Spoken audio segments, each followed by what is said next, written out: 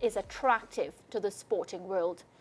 She said, we must also consider that athletes have transferred their allegiance from other countries to Jamaica as well, and we have welcomed and embraced them. Jamaica now holds leadership positions at major global and regional sports bodies. Our growing reputation as a leader in world sports was further burnished when I was invited by the incoming IOC president to make a presentation on ways to use sport to create a better world. Well, we have in studio with us today to add his perspective on the matter, Sydney 2000 Olympian Ian Weekly. He's now an athlete representative and the agent of Jamaicans shot putter Daniel Thomas-Dodd and hurdlers Asini Wilson and LaFrance Campbell. Ian, welcome to our studios. I mean, this is a heavy topic, and I'm just going to ask you from the onset, where do you stand on this issue? How do you feel about it? Well, I just said before, well, thanks for having me. It was a privilege to come in studio. We're happy to have you. Just share my perspective and, just to listen to different perspective. Mm-hmm. I'm sure there's a lot of different perspective. As we said, people come and go. Yeah. It is, I think from the whole outlook, I think it was a bit of surprise. Just how the news, it was just the timing of it, why, the national trials. But the perspective of it, as you said early on, that, everyone have their own right and their own choices. And with all due respect, I think that, if each athlete choose their choice and, make their decision, I think that at the end of the day, we still got to respect them because, it's a free world and everyone have a choice of their own. Yeah. And as an agent, Ian, because, with the recent situation, of course, I don't know if you saw the interview, but we did have Henry Roll on our show. Yeah. He is the agent for a couple of the athletes that are considering and being reported to switch allegiance and all of that. And he made, his points were very strong on the show. He was very blunt. He said how he felt. And as an agent, and I'm going to ask you this, if you found out in the media that your athletes were switching allegiance or were considering, but you didn't hear from the athletes themselves, I mean, how would that rub you? Well, first and foremost, I would be very disappointed. I think for me, just being an athlete representative, I put my, just my heart in it. I see the athlete as part of my family. I'm in it for their best interest on and off the track, just through their life development. So I am not representing athletes just for them to make money. I want them to be better human beings. I want them to be better for themselves. And always, you got to remember, there is life after track. So there's a lot more life ahead. And, the reality of it, we're just breaking in. There's still a lot of, life. So the choices and the things that you do, you always got to remember that, track is going to finish and, you're going to move into different ventures and different areas. So you got to always be professional about your decision, So I would be very disappointed because, as I said, at the end of the day, they're going to call the representative. The first person they're going to call is a representative. Well, you would think so. Well, once the news break, they don't know anyone else. Most of the time, they don't have the information for the athlete. So they're going to go online. They're going to type the athlete name. It's going to representative. They're going to be like, oh, what's going on? Right. So, again, it's always good to know these things and not hear from someone. It's always good to hear from the person. And as a person, you always want to let the person hear from you, then it goes through the media. So I could see where Henry is very not happy about that situation. The athletes you oversee, have they been approached? No, to my knowledge. Well, I always got to say that because I can't, this is a professional things. I'm only involved in, certain things. What I always advise my athlete, please communicate to me. people, there's social media now and everything, so people have access, so people could slide something. People getting married in DMs and all this stuff going on. So. I get what you're saying. You can go to the athlete directly. It's easy to access, Yeah. right? It's easy to find people. Right.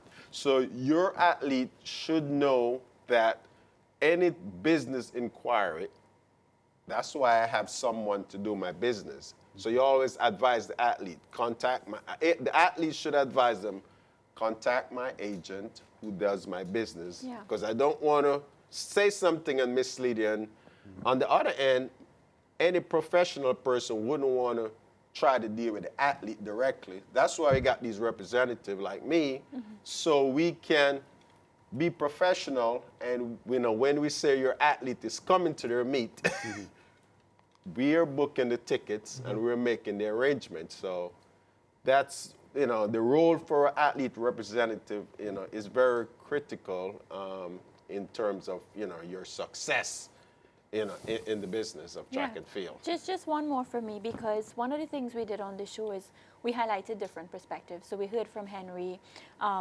Apart from that, there was an interview that was done with Rajendra Campbell. Yeah. And that interview struck a lot of chords within me because, this is an athlete. He doesn't do track, right? So we're thinking now about the field athletes. And he was very, very open in saying that, the treatment of athletes that don't do track or, in Jamaica, it's a different treatment. He went on to say, things like him having to basically run down the body in charge for his money.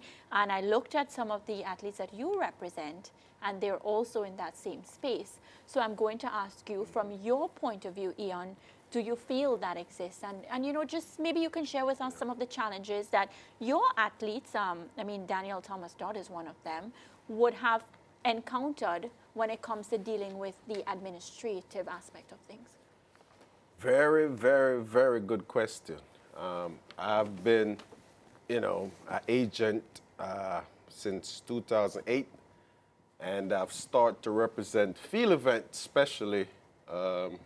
Daniel was my first field event athlete. I decided to venture into the field event because obviously I've had success in sprints and hurdles. I've decided to venture in this field event. So when I got into the field event, it really something about the event that really just draw me to work harder when I realized the disadvantage that the field events athletes face. And additionally, on top of that, even for the female, it's not equal opportunity when it comes down to male and female in the field event. If you looked at the current Diamond League schedule, it's only about 6 events that host the field event. 6 out of the whole 16, or it's only 6, right? Yes. So you're talking about a professional track and field, right? Event at the highest level. And you're talking about, you're trying to make a living from competing at these meets. And you're talking about, since post-COVID, the prize money has gone down almost 50%, right? So you're talking about an athlete, especially a field event that has limited amount of competition, that they're going to be a professional athlete and they're able to survive and compete at the highest level. So what I've experienced, and I said, I represent a lot of field event athletes, in the past. Different countries, right? We're not talking Jamaica. In Jamaica, mainly in Jamaica. And those athletes, I've negotiated contracts for them, right? And it's not as, when I get in it, I thought that what a certain event would get, it would be the same. But the feedback that I get and the pushback that I get, the event is not marketable like the sprint event, right? You're hosting a league. I think everybody should get paid the same money, right? Some people could get more money to appear, but the prize money should be the same. Should be the same. You can't have one prize money for one event and one prize money for another event, and expect it's a track and field event, and everybody's invited. So the reality of it is, not only in Jamaica, that also got to look on a global scale, right? You got to look on, because the reason why in track and field, I could tell you, I've been an athlete. You have to have multiple sources of income. Yeah, You I've can't heard that. survive off what the shoe contract give you. And then the sponsors are not even coming on board. Like, No. And I'll give you a quick example. Typically, if there's one athlete that's already been sponsored in one event, the shoe company is not going to sponsor 3 or 4 athletes in the same event. You touched on something there, Ian, because, and I think you are absolutely correct, because the frustration of field event athletes, as advertised in this recent development, goes beyond just Jamaica. It is a global issue where field events are not as marketable as track events. But specifically, the Jamaican success at the Paris Olympics last year highlighted a significant growth and upgrade in what the field events athletes have been able to achieve. Your athlete, Thomas Dodd, had an outburst at the Paris Olympics last year because she complained about the frustrations of the treatment that they got from the Jamaican administrations regarding her overall appearance at the Olympic Games, including not having her coach accredited to be with her. So it is very, very clear that field events athletes have a problem globally. And I think the Jamaican administration, from what I see, is doing nothing to try to alleviate the difficulties that their local athletes are having. What did Thomas Dodd tell you last year when she was in Paris? Well, it's 2 federations that runs track and field. You know, the JOA. Olympic Association and the J3s. A lot of times, one call and one don't call, and it's different. wow. They work together, I assume, but the reality of it, when it comes down to Olympics, I think that has to do more with the JOA. Obviously, the J3s is under the JOA when it comes down to the Olympics. Now, let's talk about Daniil. Daniil Thomas Dodd is a 12-time Jamaican champion. And I might be wrong, I might be off a little bit, but she's over.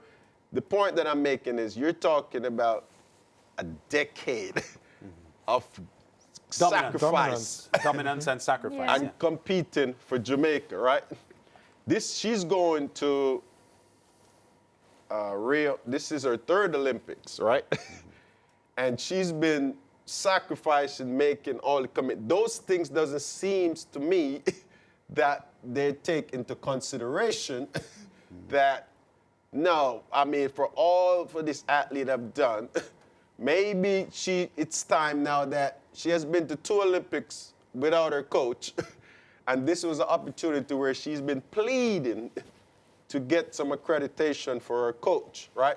I'm the one that take care of her traveling and all of that stuff when it comes down to it. We've been to meets where she has to pay for her coach to get to the event, and she's competing to try to make money and trying to support her coach. We all know the field event is very technical. Yes. What's the communication like with the J3s? What has that relationship been? Because obviously you're representing Daniil. Yeah. So how does that work? Well, I think from a psychological standpoint, it definitely affected her.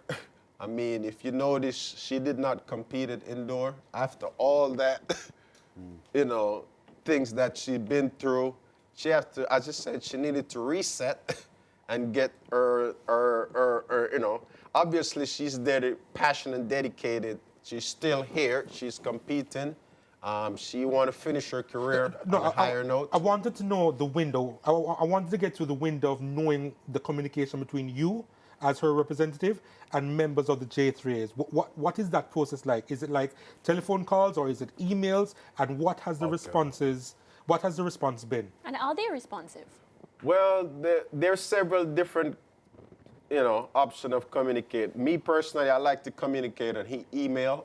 Okay. Because I could keep a thread and keep a track about it. But in terms of there is no communication in regard to Daniil at this point. What do you mean by no communication? I mean, really and truly, I mean, in terms of she's based overseas. Right. So the communication in terms of there's not a particular people that maybe unless when it comes down to the national trials. Other than that, she's living on her own, just doing what she needs to do to survive. What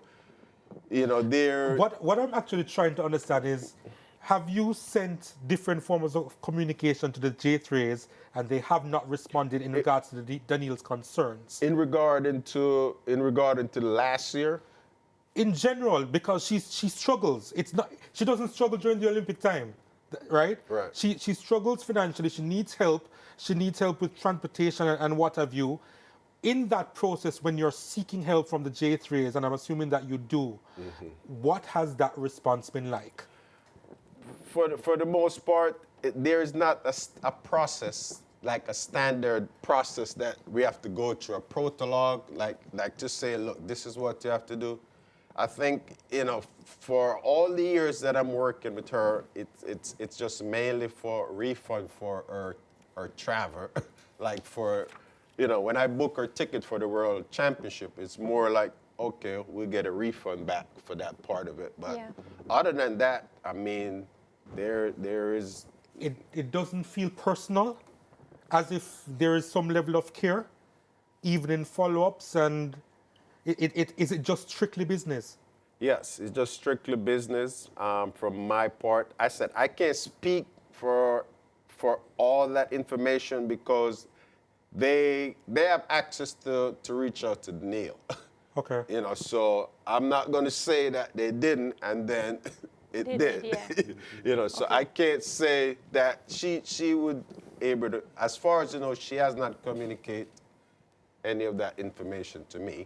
I've not reached out to the J3 personally to ask for, anything specifically more than I communicate with her and to find out about the accreditation, the pass, and such and such.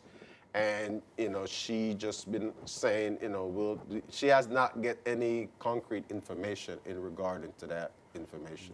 Even though I touched on, the spirit of care that associations should feel towards their athletes, with the climate now surrounding these proposed Turkish acquisitions, it isn't necessarily about care. It is about funding and surviving, and people are strictly making financial decisions to switch allegiances.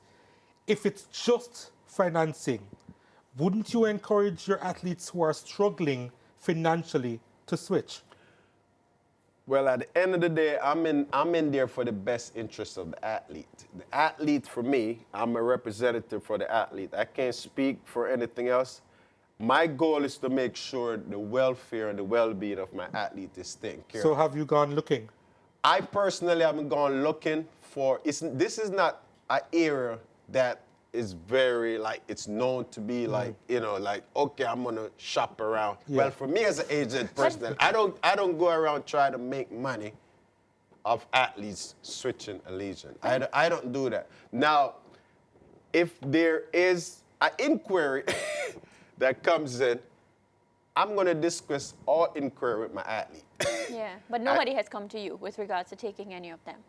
No one has come to me. As far as I know, there's never been a conversation of any of my athletes changing allegiance or, inquiries comes up, from them directly or any other information.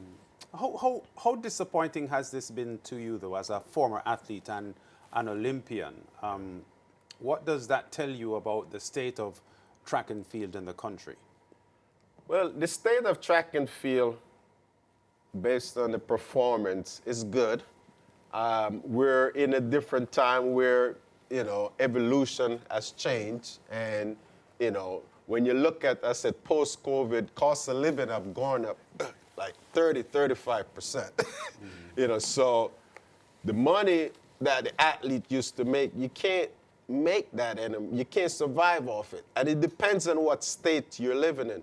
If you live in Jamaica and you're making 6 figures, you could do well, right? That might not go as far in California or, New York.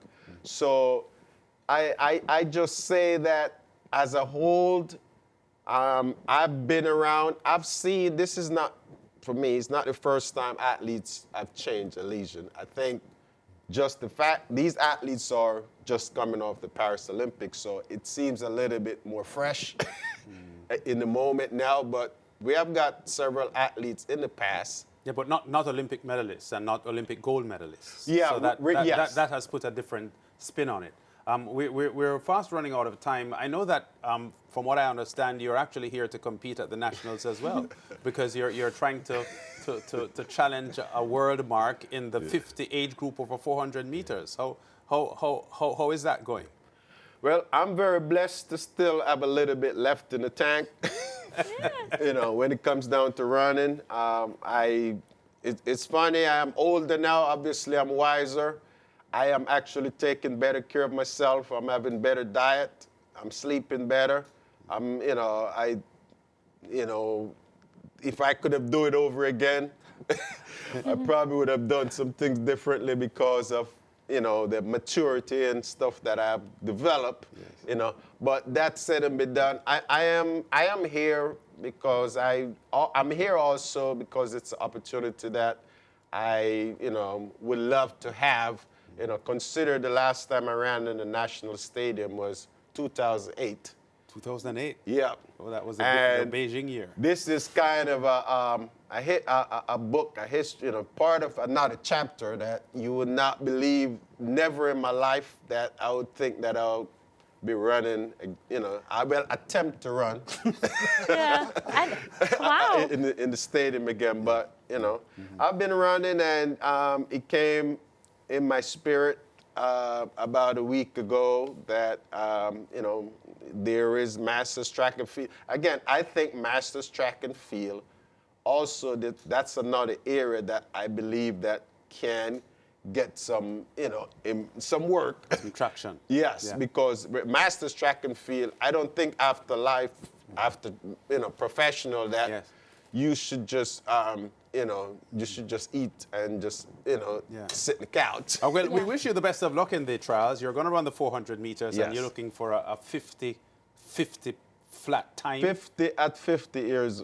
Well, I'm 51, so. Yeah. Okay, well, we wish you the best. Yeah. Your former coach, Mike Olivier, who lives in St. Vincent and the Grenadines, watches this show regularly, so maybe you could give him a call, and he'll give you some tips as to how to run sub 50 over the weekend. Yes. All right. Yes. All right. Thank you for having me, and hopefully I could come back and talk about that record one day. Yeah, can't wait. All right. Take care. Break time. We'll be back with more on the zone after this.